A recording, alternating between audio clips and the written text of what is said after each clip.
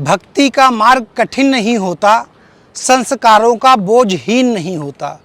जिसने दिल से पुकारा भगवान को, उसका जीवन कभी शून्य नहीं होता। मथुरा वृंदावन यह सिर्फ एक शहर नहीं, बल्कि यह भगवान श्री कृष्ण की लीलाओं की भूमि है, जहाँ राधा श्याम की धुन पर हर कोई नाचता है, जहाँ हर गली में भक्ति की गूंज सुनाई देती है। इस पावन धरा से हाल ही में एक ऐसे संत उभरे हैं जिनको पहचान की जरूरत नहीं है। संत प्रेमानंद महाराज, जिनकी वाणी इतनी सरल है कि बच्चा भी समझ ले, और इतनी गहरी कि बड़े बड़े विद्वान भी इससे प्रभावित हो जाएं।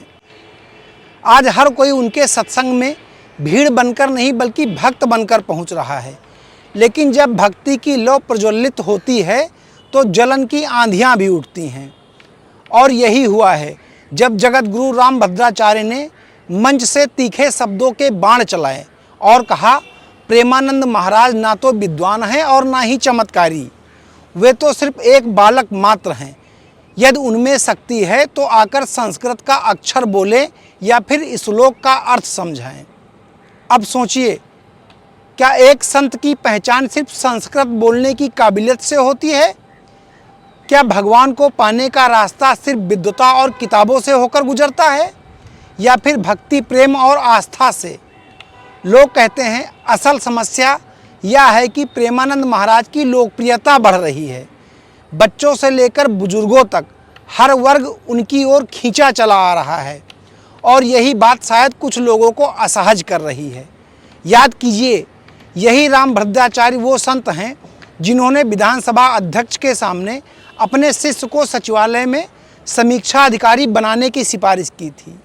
यानी कि सत्ता से जुड़ाव और राजनीति में पकड़ रखने वाले संत आज एक नए संत प्रेमानंद महाराज की आस्था पर सवाल उठा रहे हैं। लेकिन भक्तों की नज़र में एक सवाल बड़ा है और साफ है। क्या भगवान संस्कृत सुनकर प्रसन्न होते हैं या सच्चे मन की पुकार से? क्या संतत्व का प्रमाण भाषा है या फिर आचरण और प्रेम? प्रेमानंद महाराज की असली ताकत यही है, वे ग्रंथों से नहीं, दिलों से संवाद करते हैं। उनकी बाणी से टूटे हुए मन जुड़ते हैं, उनकी मुस्कान से निराश जीवन रोशनी पाता है। वही तो भक्ति का असली चमत्कार है। आज यह विवाद चाहे जितना गहरा हो, मगर भक्तों के लिए सत्य बहुत सरल है। संस्कृत बोलने वाले विद्वान बहुत हैं, लेकिन प्रेम बांटने वाले संत बहुत ही कम हैं। और जब बात आती है भगवान तक पहुंचने की, तो लोग किताबें नहीं बल्कि संत का हृदय देखते हैं।